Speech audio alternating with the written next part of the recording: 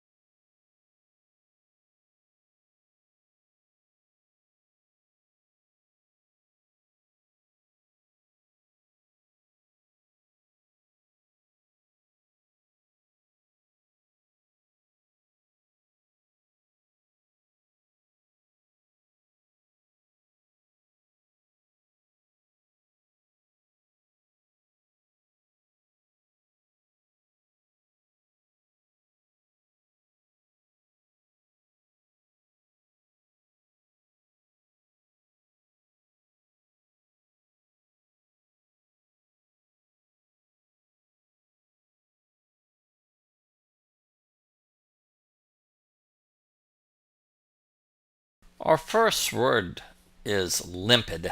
Limpid at first may confuse you because it looks a little bit like the word limp, although it's not related to the word limp, as in you walk with a limp.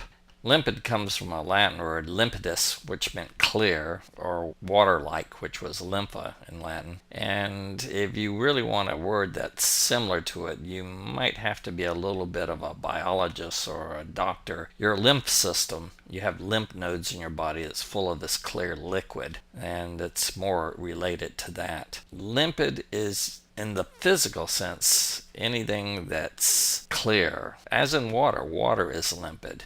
It's unclouded or clear. It also has a metaphorical meaning. If something's clear, we say, I understand, that's clear to me. We mean it's easy to understand or just easy. So limpid has that sort of meaning also. You see a lot of famous writers, they like the word limpid. For example, Charles Dickens wrote, "Her limpid blue eyes were fixed upon me," her clear blue eyes. And Mark Twain used it in Tom Sawyer's.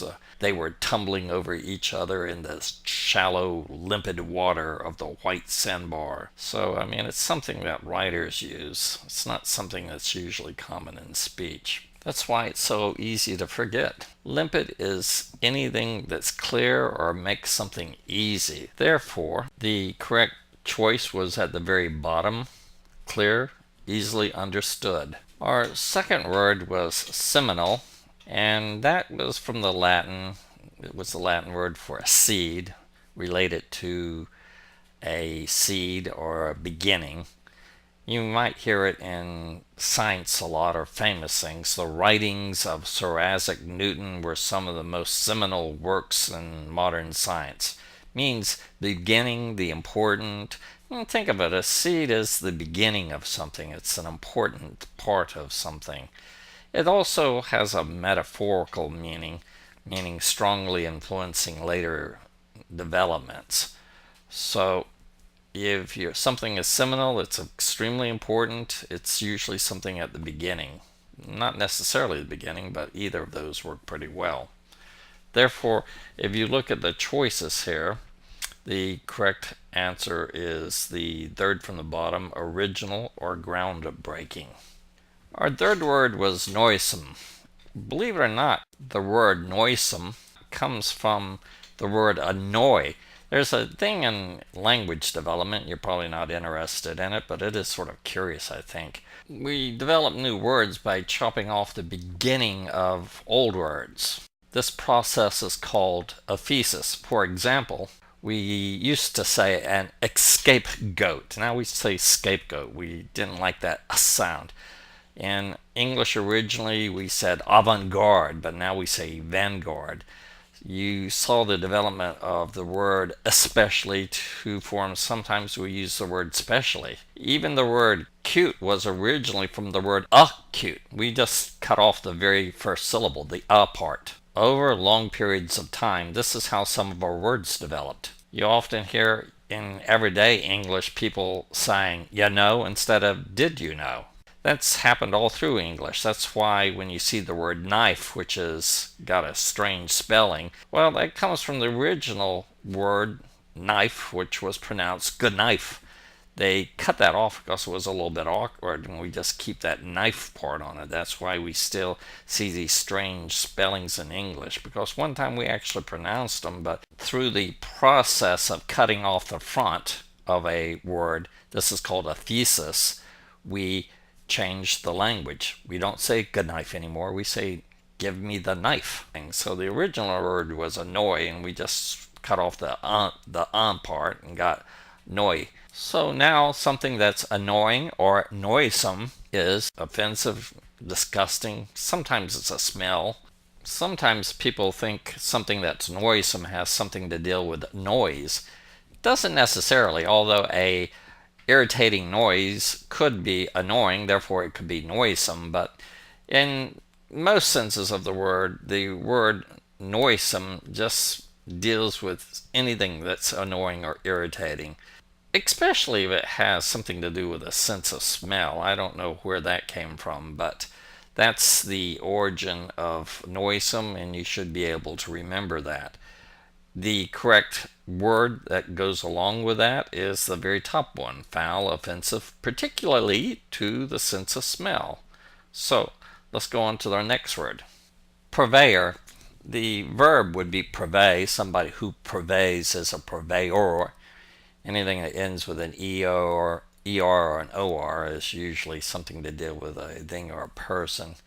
It comes from the French word, which is indirectly related to the Latin providere, provide. We have the word provide that we get very closely to that.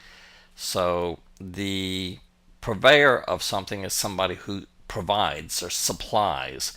You hear the word a lot in restaurants or companies, purveyor of fine wines, purveyor of fine goods. They supply things. I sort of remember it because it's sort of like survey. Survey is sort of you look at something. Purvey is something you supply something. The correct joining of that is the second one down from the top, a person who provides or supplies. Malevolent. This is an important one. Malevolent is from two Latin words, male, mal, which meant bad, and you get a lot of words with mal in it. Malcontent, malicious, malignant. A malignant tumor is a cancer that's growing. It's a bad one. So try to remember, mal means bad. And the other part of that is the vol part. Vol again comes from a Latin meaning to wish or to want something. It too is a very common root. VOL, anytime you see that, it has something to do with wishing something, hoping for something. You have volition, you have your wishes. If something is voluntary, you are wishing to join. Volunteer is somebody who says, yes, I'll take that. So volunteer, involuntary, volition, all of those come from that root vol. So if you combine those two things, mal, which is bad, and vol is wish. Somebody who wishes bad on you is malevolent. You sometimes hear that in contrast to the word benevolent. That means somebody who wishes well on you. Bene means good, but in this case we're studying the word malevolent. You might hear it in a sentence like this: his failures made him malevolent toward those who were successful. If you want to join that up, the number 5, the 5 should be the fourth one down, having intent to harm others. The next word, captivate, I think is the easiest one on this list. It obviously comes from something similar to capture, and it really does. The Latin captivitas was a word that meant to take captive, to capture somebody. But it's sometimes used in a more of a metaphorical sense. We don't really use it anymore to mean that you kidnap somebody, actually captured them. That's sort of an obsolete meaning. When we say we're captivated by something, it generally means that we're enthralled. We're really sort of held emotionally imprisoned. For example, the beauty of the Grand Canyon captivated us. It's a fairly simple one. I'll leave it at that. It's not too difficult. So the word captivate should be paired up with the third one down, to hold the interest of, to gain the attention of. The next word is a little bit more complicated: munificence. This comes from a Latin word that meant generosity, and we sort of have that same meaning today. The root mun, M-U-N, is still used quite commonly in a lot of words that we have today. A community is a place where people share things.